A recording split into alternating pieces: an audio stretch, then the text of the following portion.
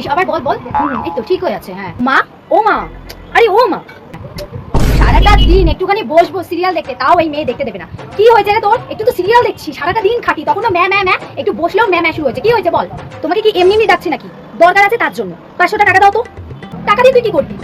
আরে বই কিনতে হবে, কালকে আমার এক্সাম আছে, পড়তে হবে, দাও এখনই কিনতে হবে। বই কিনবি? কি পরীক্ষার বই?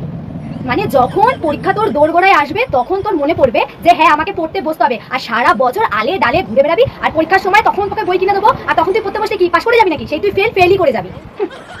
হ্যাঁ পরীক্ষার আগের দিনই তো পড়তে বসবো নাকি? তুমিও তো টিভি দেখছো এখন, তাহলে সিরিয়ালটা এখন শুরু হয়েছে তার জন্যই এখন বসেছো। তার জন্য কি তুমি 1 বছর আগে থেকে বসেছিলে নাকি রিমোট হাতে নিয়ে? এমনই কালকে পরীক্ষা, আজকে বই লাগবে। তুই আমার টিভি দেখা নিয়ে খোটা তুললি, আর সারাটা দিন যে এত কাজ করি কই সেটা নিয়ে তো বলিস না। আজকে তোর একদিন কি আমার একদিন।